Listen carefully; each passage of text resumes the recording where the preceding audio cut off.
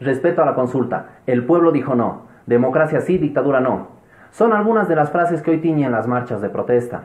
Se leen en las redes sociales o son comentadas en los debates más llanos o acalorados, en un país donde nos encontramos ante un régimen cada vez más represor y antipopular. Estas fueron las consignas que más han agitado y agitan quienes se posicionan de manera crítica o divergente del oficialismo. Sin embargo, el desarrollo del 21F no representa más que una fórmula electoral funcional a los intereses de los partidos patronales, unos más antidemocráticos que los otros. Para comprender este fenómeno político, basta ver el desarrollo de los acontecimientos acaecidos desde este referéndum hasta el día de hoy. Hagamos un breve repaso. El 5 de noviembre del año 2015 se promulga la Ley 757 de convocatoria a referéndum constitucional aprobatorio, el cual dictaminaba la reforma del artículo 168 de la Constitución Política del Estado. ¿Qué dice el artículo 168? Que el periodo de mandato de la presidenta o del presidente y de la vicepresidenta o del vicepresidente del Estado es de 5 años, y pueden ser reelectas o reelectos de manera continua por una sola vez. El MAS hizo, por tanto, la siguiente consulta. ¿Usted está de acuerdo con la reforma del artículo 168 de la Constitución Política del Estado para que la presidenta o presidente y la vicepresidenta o vicepresidente del Estado puedan ser reelectas o reelectos por 2 veces de manera consecutiva?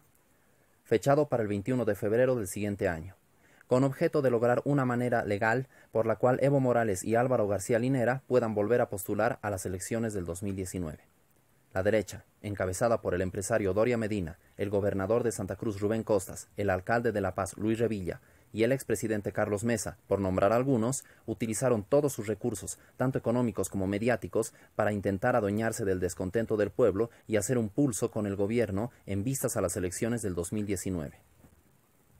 Algunos días después del referéndum, el no se hizo sentir con un 51,3% de votos, a lo que el vicepresidente, en un nada serio intento por explicar este fenómeno, lo calificó como empate técnico, aludiendo además que dicho resultado se debe a la mentira, a la infamia que han desplegado las fuerzas de la derecha.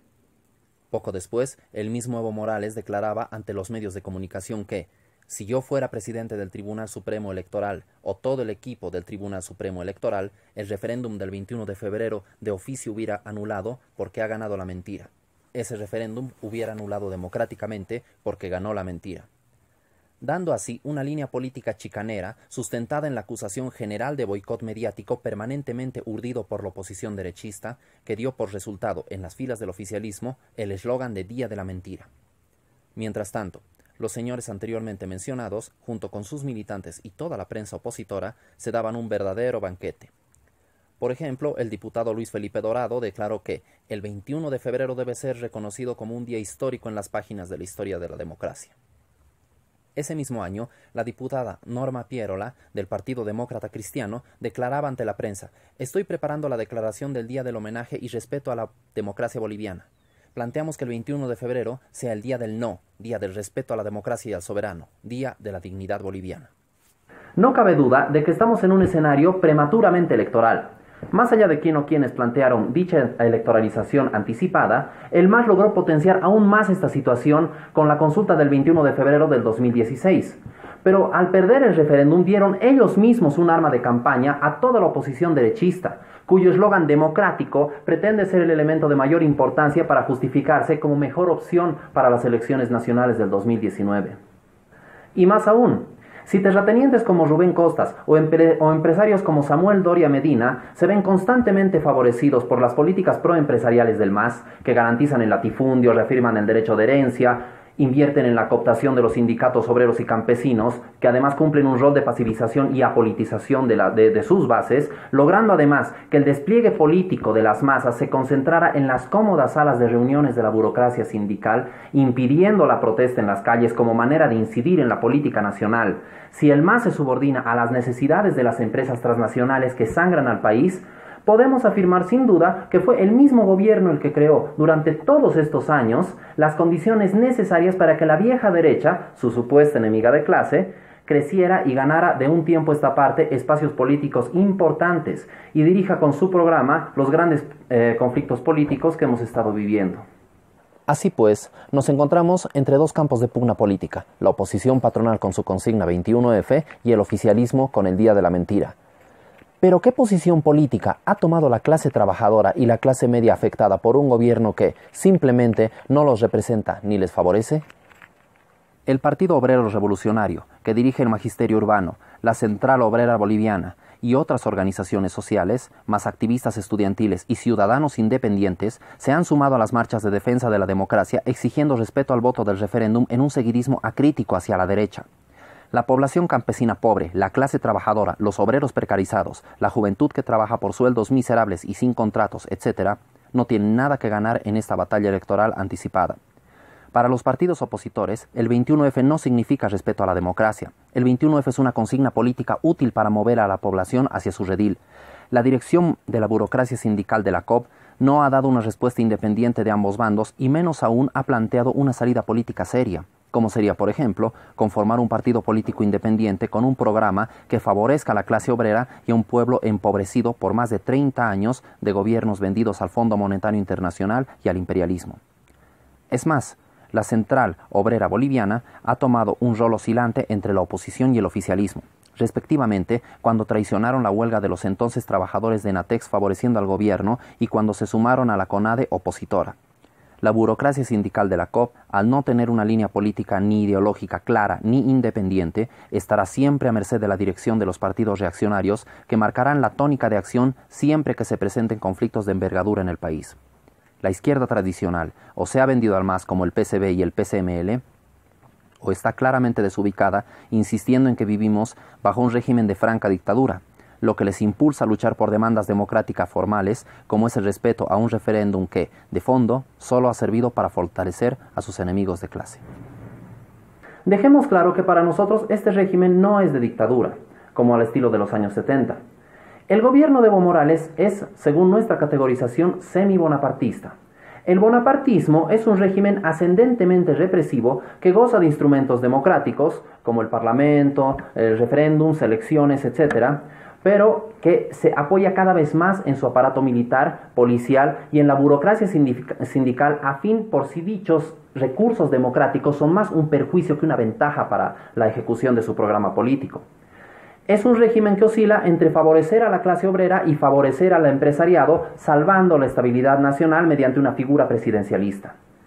O sea, ejemplificando, por un lado, otorga a la clase obrera un doble aguinaldo con retórica antiimperialista o socialista, y por otro favorece al mismo imperialismo firmando contratos con las transnacionales, acrecentando la deuda externa, que antes estábamos endeudados más con Norteamérica y ahora nos endeudan con China, pero siempre, por regla general, termina inclinándose hacia los intereses de la burguesía, los dueños de las fábricas, los latifundistas, entre otros, y asestando cada vez más duros golpes a los sectores populares, trabajadores precarizados, sin contrato, campesinos pobres, asalariados en general. El MAS, decimos por todo esto, es un gobierno cada vez más bonapartista, que necesita de una figura personal como Evo Morales que coincide entre los sectores explotados y los explotadores, es decir, que vele por la paz social mientras garantiza la estabilidad económica de la burguesía nacional y extranjera. Pero, ¿quiénes son estos señores que exigen respeto a la democracia? Que nos basten algunos ejemplos. Carlos de Mesa Quisbert, que conformó el binomio presidencial del año 2002 junto a Gonzalo Sánchez de Lozada por el Movimiento Nacionalista Revolucionario, el MNR, un partido político que junto a la vieja megacoalición ha institucionalizado la corrupción, ha privatizado nuestros recursos naturales y empobrecido a nuestro país, asestando a la clase obrera duros golpes. Uno de los más destacables fue la promulgación del 21060, que dio por resultado la relocalización minera en el año 85, dejando en la calle a 23.000 mineros. Tomemos en cuenta que ellos no fueron las únicas víctimas de las políticas MNRistas. Y todo esto lo sabía perfectamente nuestro prolífico historiador y periodista de trayectoria Carlos de Mesa Quisbert al aceptar favorecer a tan funesto y reaccionario partido político. Se nota que para este señor defender la democracia es defender un programa político que ha empobrecido al país con sistemáticos ataques económicos y sociales hacia la población más pobre y vulnerable. Un partido responsable de la guerra del gas y la posterior masacre de octubre del 2003, que dejó 60 muertos y alrededor de 400 personas heridas. Otra personalidad política que dice estar por la democracia es Luis Revilla, actual alcalde de La Paz. Solo observemos una parte de su gestión, pues es responsable por el despido de 69 trabajadores de La Paz Limpia, cuya dirigencia sindical funcional al empresariado le han apoyado en ese conflicto. ya que fue conformada precisamente con la ayuda de Revilla y la patronal en una asamblea amañada, y que se lavó las manos con dichos despidos y tuvo a todos estos trabajadores, que en un 90% eran mujeres, en la calle, protestando por su derecho y su fuente laboral por aproximadamente 3 meses. Si no hubiera sido por la presión de estos trabajadores, o sea, si no fuese porque ellos defendieron su fuente laboral protestando en las calles, más precisamente frente a los predios de la alcaldía, no hubieran sido recontratados. Entonces, ¿qué diferencia hay entre el MAS y Solvo cuando el oficialismo despide a trabajadores de Enatex y la oposición del gobierno municipal de La Paz es capaz de dejar en la calle a tantas trabajadoras, incluso con sus hijos protestando en la calle y durmiendo en carpas a la intemperie? Pues ninguna. Luego tenemos a Jorge Tuto Quiroga, que fue miembro de Acción Democrática Nacionalista, partido fundado por el exdictador Hugo Banzer Suárez, como maniobra de defensa ante las acusaciones de crímenes de lesa humanidad iniciadas por Marcelo Quiroga Santa Cruz. En 1997 llegó a la vicepresidencia junto a Banzer hasta su fallecimiento, lo que le valió el cargo de presidente de la entonces República de Bolivia en el año 2001. Fue también fundador de Poder Democrático Social, que perdió contra el MAS en las elecciones el año 2005. Hoy es miembro del Partido Demócrata Cristiano, que critica fuertemente la gestión del oficialismo. Uno se pregunta, ¿cómo es posible que Tuto hable de defensa de la democracia cuando ha estado lavándole la cara a un exdictador responsable de 400 muertes, 100 desapariciones forzadas, 14.000 encarcelamientos y 19.000 exilios? Es que es de locos. ¿O será que prefiere, como dijo la ya mencionada militante de su partido, el Partido Demócrata Cristiano, Norma Pierola, que prefiere una dictadura de botas antes que una dictadura de ojotas? Los integrantes de la Liga Obrera Revolucionaria por la Cuarta Internacional, la agrupación feminista socialista Pan y Rosas y nuestra ala universitaria Octubre apostamos a que la fuerza de aquellos que luchan cotidianamente por las políticas antipopulares del MAS se organicen para poder forjar una alternativa verdaderamente anticapitalista al servicio de los sectores empobrecidos y que a la par luchen contra la opresión de la mujer y por los derechos de la juventud, lo que supera de lejos el ámbito puramente electoral. Sin embargo, nosotros sabemos que hoy existe una lucha electoral planteada. La discusión por la reelección presidencial y otros temas como Timni Sachacachi, Código Penal, etc., es para nosotras y nosotros tan solo un llamado más de atención para forjar los cimientos por esa alternativa política que se tiene que construir en el día a día desde las fábricas, los centros mineros, talleres, aulas, en las calles y otros centros de trabajo. En suma, si la población descontenta sigue la política del 21F, colaborará al crecimiento del fascista Tuto Quiroga o de Luis Revilla. Si se suma a la campaña del Día de la Mentira, nutrirá las filas del MAS y del oficialismo en general. ¿O es que acaso las agrupaciones de izquierda, o tanto la dirigencia sindical como las bases de la Central Obrera Boliviana, están en condiciones de capitalizar todo ese descontento? No, ya lo dijimos. Como la COP no tenga una línea política clara, siempre será dirigida o por el oficialismo o por la oposición patronal cada vez que hayan conflictos políticos grandes. Basta ver cómo fue dirigida por la CONADE y esto es hace rato una alerta para desconfiar de la burocracia sindical cobista. No estamos en contra de denunciar el desconocimiento del referéndum, claramente es un atropello, pero ¿por qué esa denuncia, muy legítima sí, tiene que desplegarse en los términos proselitistas de la oposición patronal? Nosotros impulsamos la conformación de un partido político independiente de estos dos bandos electoreros que no nos favorecen, no solo por la pelea en contra del desconocimiento de este y cualquier otro referéndum, sino también para pelear por la estabilidad laboral, contra la violencia machista, por un gobierno con democracia directa, por un programa que beneficie a los sectores populares como ser profesores, fabriles, trabajadores mineros, petroleros y, por supuesto, a los universitarios que algún día viviremos de nuestro oficio. Por un partido independiente de todos los partidos patronales, por una expresión independiente que respete a los sectores más empobrecidos y explotados de la población, no al 21 de febrero ni al Día de la Mentira.